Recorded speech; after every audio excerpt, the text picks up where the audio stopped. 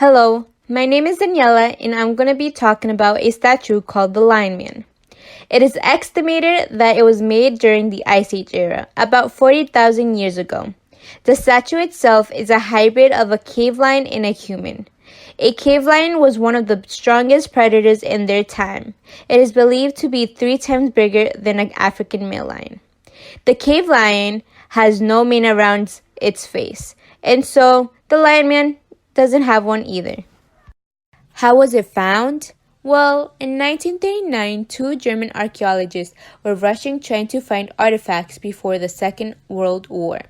They had stumbled across a unique cave, now known as the Hollenstein Shadow Cave, where they found pieces of mammoth ivory. This cave was special because the opening faces north, away from the sun, something that they had not seen in this region.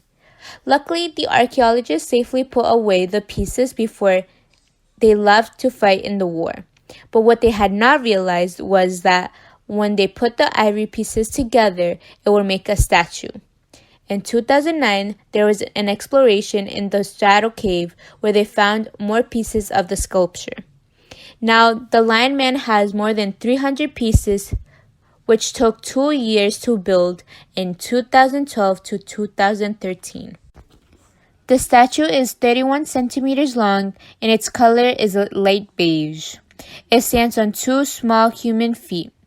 It also has 2 skinny legs that lead up to strong thighs like a lion's. It has a strong torso and shoulders but has skinny arms like a human's. The statue has a thick neck that holds his wide maneless head. It has small round ears, a long snout, small eyes, and his mouth is open slightly with a grin. The Lion Man has a lot of texture. The edges are smooth, but the surface has a lot of indents. There are a lot of deep crevices where it is obvious that the statue was glued together. It also has a design of horizontal cuts on its upper arm.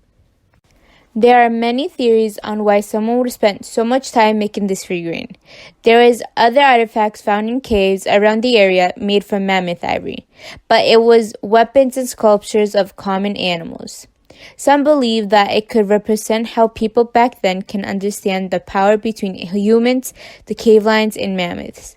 Others believe that the figurine was being used in an unknown ritual because the location of the cave was facing away from the sun, so the only time they could use the cave was with a fire burning.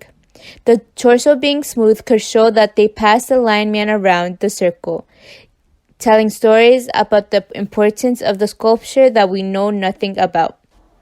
Someone spent about 400 hours hand-carving this Lion Man, and even though we do not see the purpose of it being made, they wouldn't have wasted their time doing something useless. Compared to what we have today, most of the sculptures are found in churches and toys. We do not know much on who created the Lion Man, but during the Ice Age era, people mostly lived in caves, hunted for their food, and had special rituals to keep their traditions. What is really interesting is that they combined themselves with one of the strongest predators and the biggest animals together to create the Lion Man. Mammoths have been extinct for a long time now, but we still have animals that can make ivory. Ivory carving is now being used to make jewelry and piano keys. But ivory trade is very expensive and illegal because it causes extinction to our animals. At first, I thought the Lion Man was made for a child, but quickly remembered that back then children probably didn't play like we do now as children. But after researching about this artifact, I do believe that this sculpture was meant to represent something for a ritual because of the location of the cave. It blows my mind how much we underestimate people from the past when they free-handed made this sculpture with a piece of ivory and rocks. One of the great things about art and artifacts is that every one of them has a different history, culture, and a period of time that they were made. They show what the people were thinking back then and what they thought was important. Thank you for listening to the history of the Lion Man. Here are my works cited.